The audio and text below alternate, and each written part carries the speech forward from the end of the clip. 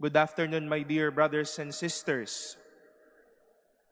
We celebrate today the feast of one of the most revered and known titles of the Blessed Virgin Mary, one of the apparition of the Blessed Virgin Mary under her title, Our Lady of Guadalupe. And I would like to, in a special way, greet my former community in Makati, the Our Lady of Guadalupe Minor Seminary, with a happy feast to all the seminarians, formators, the teaching and non-teaching staff. Maligayang kapistahan po sa inyo dyan sa Makati. And I would like also to greet my classmates belonging to batch 2012. May ilan-ilan na pong mga pari at ilan po ay mga nasa magagandang buhay na po ngayon. Kaya maligayang kapistahan po sa inyo mga kapatid. One of the less seen detail in the Guadalupe apparition is the eyes of the Blessed Mother. And I would like you to at least take a look of these eyes, which all of you can see from our LED monitors. When it was time for experts to examine the eyes of the tilma, where the image of Guadalupe was tainted or was painted in a way, they saw an imprint or a shadow of a person in the name of Juan Diego, the one who saw or received the apparition of Guadalupe. At nakita po ito sa mata ng mahal na ina. Nakatatak sa mata ng mahal na ina ang buhay at ang pagkatao ni Juan Diego. This is kinda unique from all the apparitions of the Blessed Mother, that we can see an imprint from the eyes of the Blessed Mother. Maraming salamat po. When someone or something has caught your attention, you will either go back to it, you may either have a second glance on it, or maybe after looking at someone or something, that will last in your memory. When it was your first time to see your boyfriend or girlfriend, or your husband or your wife, or someone close to you, hindi po ba nagtagal yung kanyang imahin sa inyong mukha nung nakita mo siya for the first time? When you saw that this precious or valuable thing or kitchenware or your favorite apparel is on sale, hindi po ba you will take a second look at it and really check if this stuff is really on sale?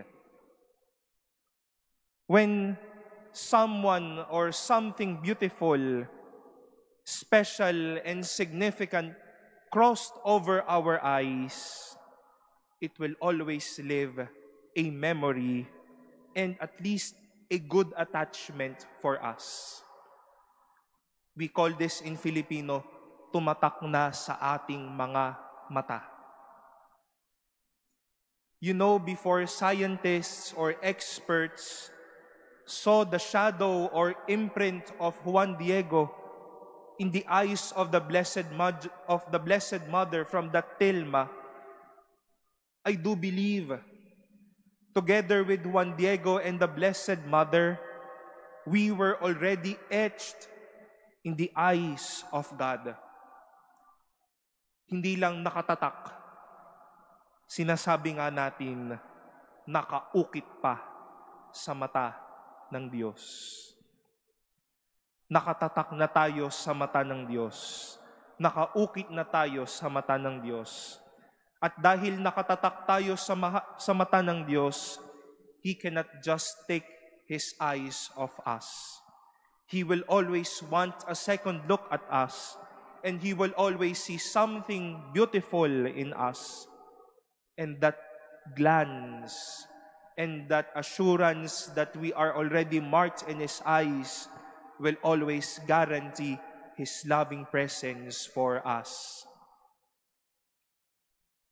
God will always be in the endless passion of visiting His people because we are always etched in the eyes of God. He will be there as what the prophet Zechariah would say, to come and dwell among us because we are already marked in His eyes.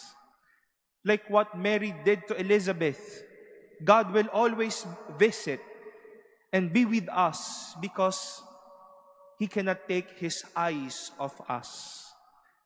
Because He has marked us, we have marked us in His eyes. Nakatatak na tayo sa mga mata ng Diyos, kaya hindi tayo makakalimutan ng Diyos. Maybe in your own little ways, you may have been preparing for Christmas by portioning your pabuenas to your sons or daughters, to your inaanaks, or to whomever it may be. And happily, there would still be people who would share these things, the things that we have saved, to those who have really nothing for Christmas. At madami din naman po, kahit walang-wala na, ang ibinibigay na lang gift of presence. In this way, my dear brothers and sisters, we are just making it true how each one of us as well has marked our eyes. We are loving and caring each other because each of us, all of us, are already marked in our eyes. Nakatatak na ang bawat isa sa atin, kaya may nagbibigay at kaya may nagmamahal. My dear brothers and sisters, we are already marked in the eyes of God.